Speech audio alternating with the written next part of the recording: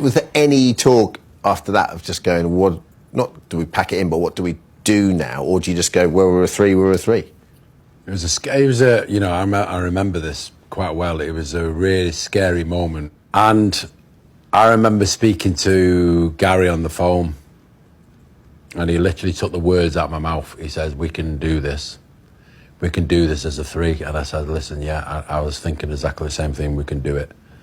And that was kind of, obviously, Mark had to be on board. And I didn't believe it when I said it, by the way.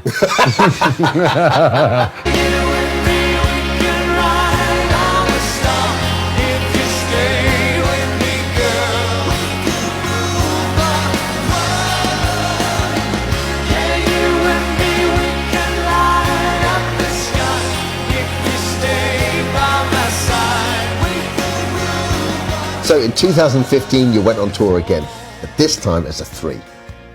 How are you about it, Mark? Initially, it's really hard because we weren't just going down one person, we were going down two. Yeah. At the start of that tour, we were still trying to find our way. But by the end of that tour, I felt we were all quite like, this is what we are, like really solid. The shift for him was the biggest in all of us. I think me and Mark have sort of been on our own sort of trajectory since we came back. But I think losing Jason, because, you know, and this is with total respect, they were the bookends. They made it look. They were the ones on the end who waved to one another, moved across, made everything look sharp. And I felt like Howard's got the biggest role to deliver here. And so interestingly, he's made his best music I've ever heard him come in with his best performance. You don't have to agree with me. with his best performances I've heard. yeah, that's right. Yeah. As long as we're loving it and the people around us are loving it and the management, whoever's helped create it, if we're loving it, then maybe we're onto a good thing. Just such a sense of contentment and gratitude for the three of you now, with the three of you, for each other, and the music you've got.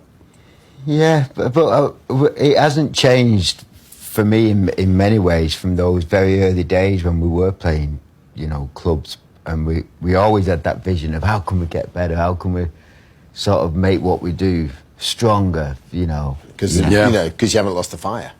Yeah. No, the fire's definitely still there, definitely. Yeah.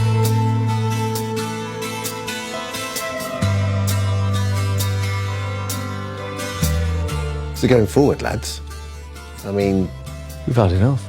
Don't want to go forward. This is it. This is the moment. Can we announce on this programme that we're about to... Can we go back? We want to go backwards. It's a lot of effort going forward. But look, you know, got the new album. There must be a really exciting period when that happens. Even having done what you've done, with the record sales you've had, you've still got that great little pit of your stomach fear when, are the tickets going to sell? Yeah. Is the album going to sell? But that's a really delicious moment, though, isn't it?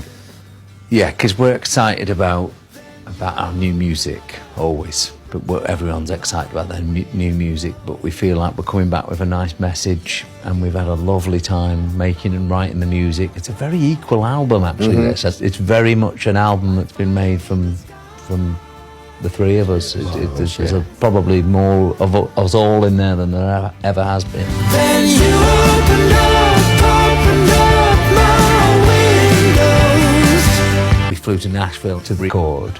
Nashville must be exciting for a band to go to. Oh, yeah. And we went to a studio called RCA Victor, which is a Studio B, huge room, like twice the size of this cinema. Where Elvis recorded over 200 songs in that room. We had the Everly Brothers, Dolly Parton, Buddy Holly. And all that lovely vocal harmony stuff that you guys and you could just feel it in that room, and immediately you're just like, yeah, this is it. We're off. We're a happy place, we're off boys. again. And interesting how an environment can soak into the music. This was so good. Oh, this was mental for us. Mental.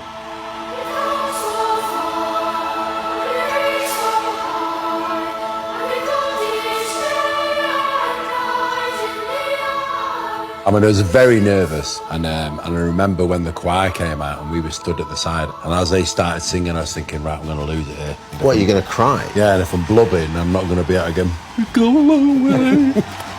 come a long way, but we're not too sure where we've been. And I mean, look at it. It's Yeah. like Yeah. the band, the orchestra. 900 I mean, people were on stage. What gets your spine and the hairs upon your back is listening to an orchestra, and it was full on. Been on this path of life for so long. My face in the moonlight. Nice vocal, Al. Just to realize It was the first time we'd been together 5 years. 5 years. Well, like it, That yeah. one, yeah. First time we've been on stage together for 5 years. Seriously. Seriously. I mean, we'd rehearsed a couple of days before, but it was the first time we'd been in front of an audience and on stage for 5 years. everybody. Forget where you're coming from. Damn it, it's all real. This will all be someone else's dream. This will be someone else's dream. Mark, you said earlier, like back in the 90s, you felt like almost like an employee of a band. When did that change for you? How do you feel like when you watch this? That's true ownership. Yeah, probably it began when we came back. It feels like it's our band now. And that band is Jason and Robbie as well. Yeah.